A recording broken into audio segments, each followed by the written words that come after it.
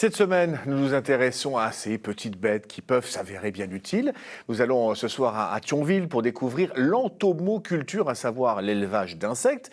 Ingénieur agronome Vincent Heurtel a lancé sa start-up avec une idée, réduire les déchets en les faisant manger par des vers de farine. Christelle Reviacou avec Tiffany Niederlander.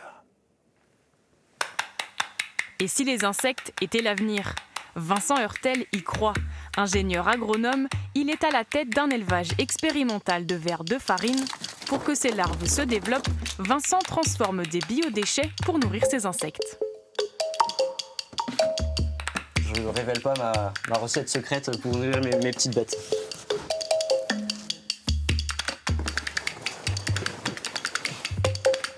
C'est les petits là. Pour l'instant, 4 mois sont nécessaires pour que les vers arrivent à maturité. Vu qu'il y a les premières nymphes, c'est ce qui signifie qu'elles sont vraiment à maturité, qu'on va pouvoir les récolter. Ouais. Vincent passe les insectes dans ce tamis développé spécialement pour l'élevage de vers de farine. Après avoir été triés et séparés, Vincent récupère d'abord du guano, de l'engrais à base d'excréments d'insectes. Quant aux petites larves, elles sont renvoyées dans l'élevage et les adultes sont destinés à la consommation. Là, on a une belle récolte à quasiment 11 kilos. 11 kilos de larves bien dodues. Avec cette nouvelle pesée, Vincent s'approche de plus en plus de son objectif de productivité. Août 2023, été 2023, c'était là. Donc là, on voit que jusqu'à maintenant, ma production augmente de plus en plus. Son élevage est encore expérimental. Pour ses recherches, son laboratoire est situé dans le lycée La Briquerie à Thionville. Il travaille en collaboration avec des élèves de terminale qui développent des procédés pour faciliter le nourrissage de ces vers.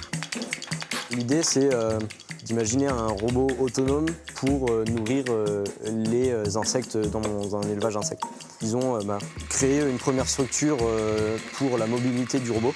Ajouté à ça, forcément, on va avoir un support qui va permettre de supporter le stockage des aliments qu'on va donner aux insectes. Là, ils ont développé différents mécanismes, notamment cet entonnoir qui, grâce à un petit moteur et une turbine, qui va pouvoir en fait distribuer automatiquement et répartir la bonne quantité d'aliments dans les caisses. Retour au labo où Vincent s'occupe aussi de la reproduction des coléoptères. Ici, l'élevage est autosuffisant. Les imagos, les papas et les mamans qui sont dans leur grille de ponte, donc ils sont venus pondre à travers la grille de ponte.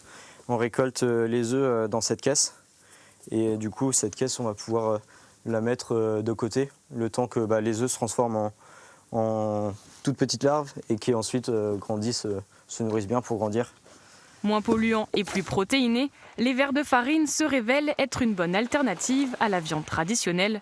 La demande de protéines animales devrait augmenter de 70% d'ici 2050.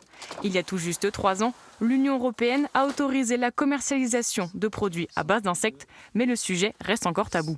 L'entomophagie, l'entomoculture, donc entomo, tout ce qui tourne autour de l'insecte, c'est pas du tout dans notre culture européenne, même occidentale, on va dire.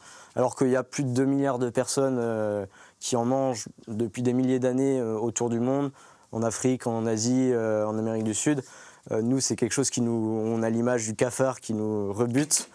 Donc il y a un gros changement de mentalité à faire, en effet, beaucoup de sensibilisation. Aujourd'hui, ces vers de farine mangent des biodéchets. Demain, ils pourraient engloutir du plastique. Des scientifiques australiens ont découvert que ces insectes sont capables de digérer du polystyrène. Vincent travaille déjà en parallèle sur cette nouvelle avancée.